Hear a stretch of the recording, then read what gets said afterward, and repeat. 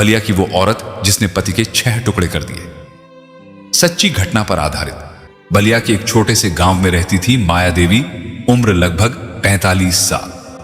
पति देवेंद्र कुमार फौज में नौकरी करता था और अधिकतर समय पोस्टिंग पर रहता था। घर में 2 बेटियां और माया देवी रहती थी। बस अकेलापन ही उसका साथी बन चुका था।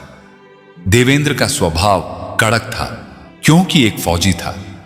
छुट्टी पर आता तो घर में ही ज्यादा वक्त बच्चों के साथ और अपने परिवार के साथ बिताता था। माया एक औरत थी। अब वो किसी अपनेपन की तलाश में रहती है क्योंकि पति जब नौकरी पे चला जाता तो माया देवी अकेली हो जाती थी। इसी तलाश में उसकी नजर गांव के ही एक किशोर लड़के पर पड़ी। नाम था अनिल यादव। उम्र सिर्फ 15 साल। वो पहले घर के छोटे मोटे काम करने आता था, फिर दोनों के बीच बातें बढ़ने लगी। एक दिन ये बातें जिस्मानी रिश्ते तक पहुंच गईं। उसने उम्र, समाज, रिश्तों सबको ताक पर रख दिया। धीरे धीरे यह रिश्ता एक गहरे खतरनाक प्रेम में तब्दील हो गया। मोहब्बत जो जवानी तक साथ आई, समय बीतता गया। अनिल अब 25 साल का हो गया था और अनिल ट्रक चलाने लगा था, लेकिन माया के लिए उसका प्यार और दीवानगी कम नहीं हुई थी। माया अब 55 साल की हो चुकी थी, लेकिन मोहब्बत की आग दोनों के अंदर उतनी ही तेज थी। पति अब भी ड्यूटी पर था। माया के लिए यही मौका था खुलकर जीने का, खुलकर चाहने का। 2023 जब सब कुछ बदल गया, अचानक एक दिन देवेंद्र कुमार रिटायर होकर घर लौट आया। अब वो पूरा वक्त घर पर ही रहने लगा। धीरे धीरे उसे माया की हरकतें अजीब लगने लगी। रात को फोन पर बातें, किसी के इंतजार में घंटों तैयार होना, बेवजह अपने पति से बहसें करना। देवेंद्र को शक हो गया था। एक दिन उसने माया का फोन चुपचाप चेक किया। जो कुछ उसने पढ़ा वो उसके होश उड़ाने के लिए काफी था। माया और अनिल के बीच न सिर्फ प्यार था, बल्कि जिस्मानी रिश्तों के खुले जिक्र भी थे। देवेंद्र को फोन चेक करने के बाद रहा नहीं गया और उसने वहीं घर में हंगामा मचा दिया। बेटियों के सामने माया को अपशब्द कहे, पीटा और उसकी सारी संपत्ति अपने नाम वापस ले ली। माया टूट चुकी थी, लेकिन अंदर ही अंदर वो एक जहर पालने लगी थी। एक दिन माया ने अनिल को बुलाया।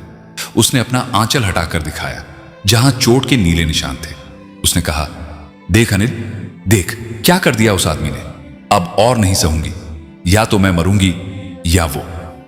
अनिल की आंखों में खून उतर आया। उसने कहा, तुम पर उठे हर एक हाथ का बदला लिया जाएगा। मैं उसे मारूंगा टुकड़े टुकड़े करके।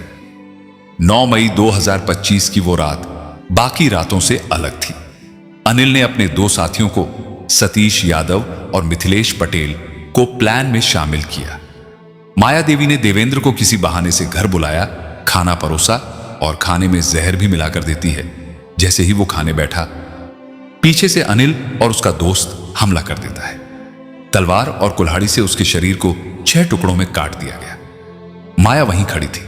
उसकी आंखों में एक अजीब संतोष था, एक गहरा सुकून। इसके बाद शव के टुकड़े एक पुराने कुएं और बाग में जाकर फेंक दिया। 10 मई 2025 की सुबह गांव की कुछ महिलाएं आम के बाग में बकरी चरा रही थीं। अचानक एक महिला की नजर पड़ी 5 पॉलिथीन पैकेट पर। उसने एक को खोला और वहीं चीख मारकर गिर पड़ी। पैकेट में एक इंसानी सिर था, बाकियों में हाथ और पैर। पूरे गांव में कोहराम मच गया। पुलिस की जांच और अमली की चीख। उधर बलिया कोतवाली में एक महिला, अमली गौतम, देवेंद्र की बड़ी बेटी, पहुंचती है। वो पुलिस से कहती है, मेरे पापा कल से लापता है, कुछ तो गड़बड़ है। जब पुलिस ने शव की पहचान कराई तो अमली ने जैसे ही चेहरे को देखा, वो जोर से चीख पड़ी, ये मेरे पापा हैं। माया का कबूलनामा। पुलिस ने मोबाइल लोकेशन, कॉल डिटेल्स और पूछताछ से धीरे धीरे सच्चाई निकालनी शुरू की। माया से कड़ाई से पूछताछ की गई। पहले तो वो इनकार करती रही, लेकिन फिर जब पुलिस ने सबूत दिखाए तो उसने सब कुछ कबूल कर लिया। माया देवी और मिथिलेश पटेल को पुलिस ने तुरंत गिरफ्तार किया। अनिल यादव और सतीश यादव फरार हो गए थे। लेकिन कुछ ही दिनों बाद पुलिस ने एनकाउंटर में अनिल और सतीश को घायल करके गिरफ्तार कर लिया। चारों को गंभीर धाराओं में जेल भेजा गया। बेटियों का रोना और समाज का सवाल। देवेंद्र की बेटियों ने जब यह सच्चाई सुनी, उनका दिल टूट गया। उन्होंने कहा, मां, आखिर तुम इतना बेरहमी पापा के साथ कैसे कर सकती हो? हमारी मां नहीं रही। जो औरत हमारे पिता की हत्यारी निकली वो मां नहीं हो सकती। पूरा गांव सदमे में था। कोई सोच नहीं सकता था कि एक औरत इतनी हद तक जा सकती है। यह कहानी सिर्फ हत्या की नहीं है, यह कहानी है उस प्यार की जो जब हद से गुजरता है तो इंसानियत को भी मार देता है।